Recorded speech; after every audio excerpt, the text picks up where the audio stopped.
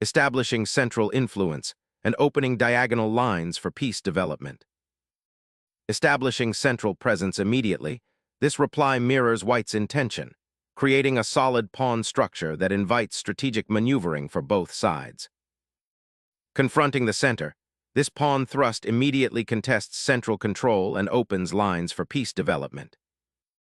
Reinforcing the pawn center, this setup promises a solid Slav defense, aiming for robust pawn structure and piece development. Solidifying central control and preparing further development, this knight anchors a flexible pawn structure against black's solid defense. Developing the knight to its most natural square prepares for central pawn advances and potential kingside action. Solidifying the center and preparing bishop development, this offers a controlled game. Committing to a fianchetto, black prepares to challenge white's central influence with a long-range bishop. Solidifying the center and preparing for kingside development, this knight aims to bolster control over key squares and prepare for future castling operations. The bishop finds a natural outpost, eyeing the long diagonal for future influence. Developing the bishop to d3 bolsters the center and prepares for kingside castling, a solid positional choice.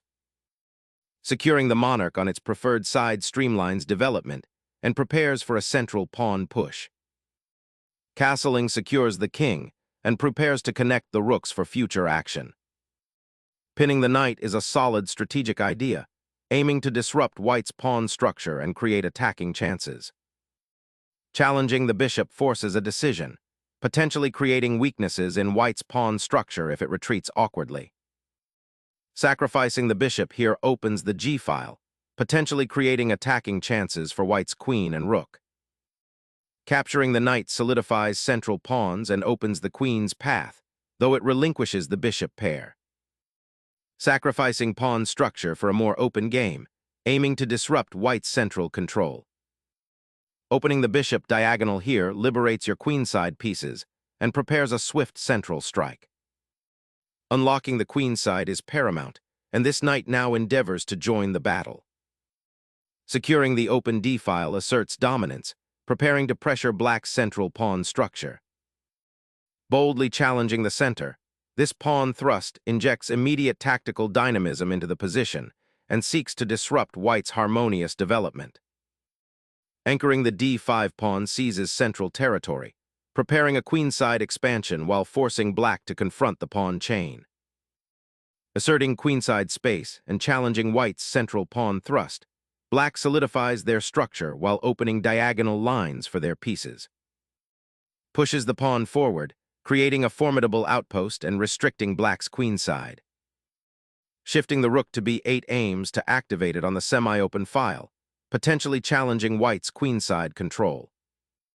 Centralizing the king's pawn immediately grabs more space. Repositioning the knight to e8 aims to challenge white's central pawn structure and potentially establish a foothold on the kingside. Solidifying the pawn center opens lines for your pieces and increases their influence. Securing the queenside pawn chain, this move prepares to contest the b-file and prevents white's c5 advance. Launching this pawn advances white's queenside initiative and restricts black's pieces.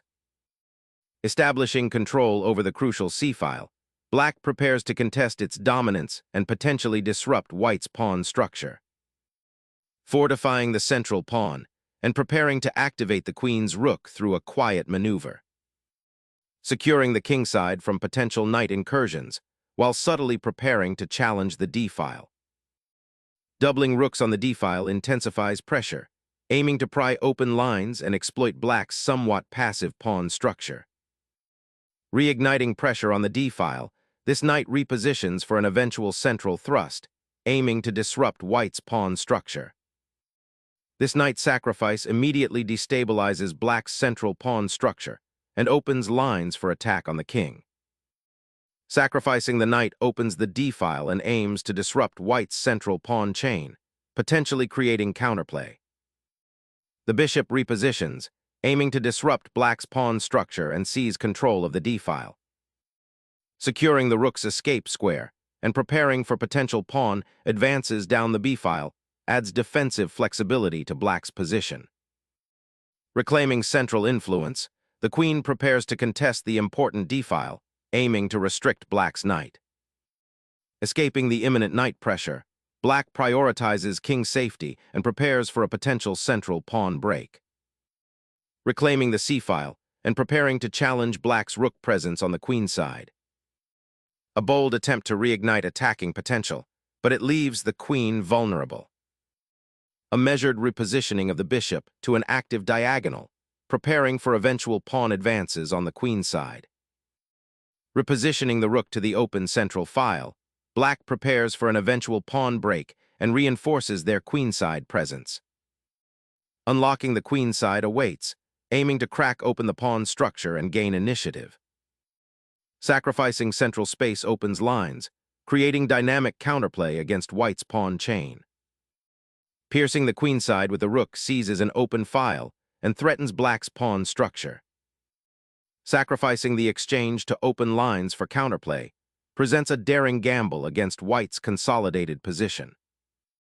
The rook's journey to the 7th rank creates immediate pressure and threatens to penetrate black's defenses. Reclaiming the pawn is logical, but this knight's placement is precarious, potentially isolated from support. Seizing the open file, white initiates a decisive rook race. Reclaiming the pawn reopens the crucial c-file for your rook, vital for eventual counterplay. Activating the queen here targets weak pawns and pressures black's entire queenside structure. A desperate attempt to avoid material loss, sacrificing a pawn and creating new tactical complexities. Dominating the now open file, this rook pierces the enemy position, threatening decisive infiltration. Embracing the open c-file, this queen repositioning aims to coordinate with the rook and pressure white's central pawn majority. Exchanging queens now clarifies the ensuing pawn-heavy endgame, but black's doubled pawns present a long-term structural weakness for white to exploit. Reclaiming the pawn opens up the b-file, but the doubled c-pawns present a significant structural weakness for black's queenside. This rook sacrifice rips open the king's defenses, aiming to exploit the weakened pawn structure and forced exchanges. Opening the queenside allows white's rook to infiltrate, creating immediate positional pressure.